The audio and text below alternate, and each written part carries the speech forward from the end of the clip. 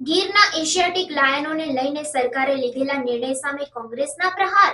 કોંગ્રેસ પ્રવક્તા મનીષ દોશીએ કર્યા પ્રહાર. 2015માં પણ હાઈકોર્ટે સિંહોના મોત મામલે સરકારને લગાવી હતી ફટકાર.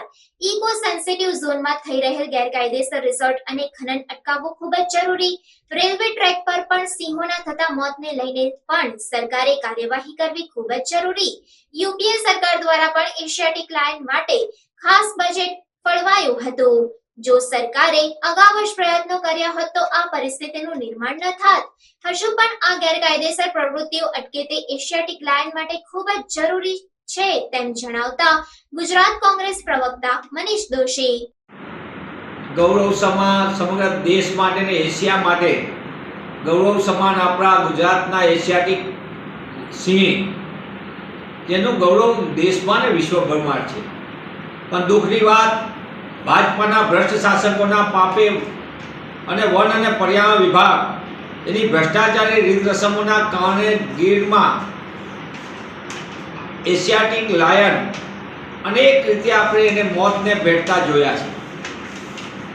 ગેરકાયદેસર ખનન, ગીર વિસ્તારની અંદર જંગલના વિસ્તારમાં ગેરકાયદેસર માનવ વસવાટ ને રિસોર્ટનું ગેરકાયદેસર બાંધકામ, નામદાર વડી અદાલતે વારંવાર સ્પષ્ટ આદેશ છતાં ગેરકાયદેસર બાંધકામ, ગેરકાયદેસર માનવ વસ્તી અને ગેરકાયદેસર લાયન શોના ખેલ કરનારી ભાજપાના ભ્રષ્ટ શાસકોના પાપે એશિયાટિક સિંહ ક્યાંક ને ક્યાંક મોતને ભેટ્યા છે. આપણે અનેક વખત જોયું છે કે 12 સિંહ સાથે સિંહો પણ ટ્રેનની અડફેટે આવી ગયા છે. ગેરકાયદેસર ખનન અને ગેરકાયદેસર અહીંયા બનેલા રિસોર્ટના કારણે પણ અનેક તકલીફો થઈ છે. અને જ્યારે સરકારે હવે ઇકો સેન્સિટિવ ઝોનના નામે વાહવાઈ લૂંટવા માટે મોટી વાત જાહેરાત કરે છે, પણ કેન્દ્રની તત્કાલીન સરકાર યુપીએ સરકારે કરોડો રૂપિયા એશિયાટિક લાયનના ડેવલપમેન્ટ માટે અને વન અને પર્યાવરણ મંત્રી ભારત સરકારે જે તે સમયે સરકારને વારંવાર ચેતવણી આપી હતી કે એનું સંવર્ધન થાય, સંરક્ષણ થાય સિંહોનું. પણ ભાજપા સરકારના મંત્રી અને સંત્રીઓની ભાગીદારી સાથેના રિસોર્ટોના કારણે અને ભાજપાના મળતિયાઓના કારણે ખાણ ખનીજનું ગેરકાયદેસર ખનન પણ આ વિસ્તારમાં મોટા પાયે થાય છે. તત્કાલીન મુખ્યમંત્રીશ્રીના સગાવાલાના ભાગીદારીવાળા રિસોર્ટ મોટા પાયે કરોડો રૂપિયાનો ભ્રષ્ટાચાર પણ આ ઇકો સેન્સિટિવ ઝોનમાં આપણે જોવા મળ્યો છે.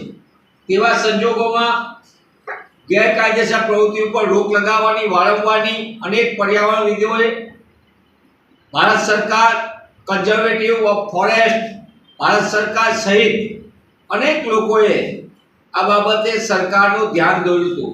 પણ ના છૂટકે સરકારે જે તે સમયે પગલાં ન લીધા અને એના કારણે નામદાર વડી અદાલતે વારંવાર 2015ની અંદર પણ સ્પષ્ટ આદેશ આપ્યા હતા કે ગેરકાયદેસર જે રિસોર્ટની બની છે બધી મિલકતો દૂર કરવામાં આવે ગીરના વિસ્તારમાંથી. અને આપણે અનેક વખત જોયું છે કે સિંહો પોતે પોતાના જંગલ વિસ્તાર છોડીને ટાઉન અને આજુબાજુના વિસ્તારમાં ફરવા માટે નીકળવાની ફરજ પડી રહી છે.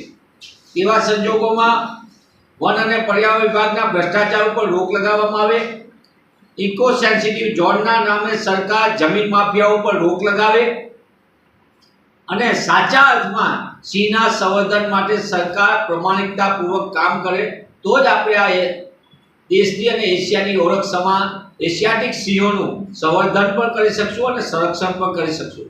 કોંગ્રેસ પક્ષ સરકારને ચેતવણી આપવા માંગે છે કે સરકાર આ વિસ્તારમાં ચાલતી ગેરકાયદેસર ખનનની પ્રવૃત્તિ પર રોક લગાવે, સરકાર ગેરકાયદેસર આ વિસ્તારમાં બનેલા રિસોર્ટ ઉપર રોક લગાવે અને નામદાર વડી અદાલતે આપેલા સમયાંતરે જે આદેશ આપ્યા છે એનું સંપૂર્ણ પાલન કરે તો જ મને એમ લાગે છે કે આપણે આપણા ભવિષ્યમાં એશિયાટિક સિંહોનું સંવર્ધન પણ કરી શકશું અને સંરક્ષણ પણ કરી શકશું.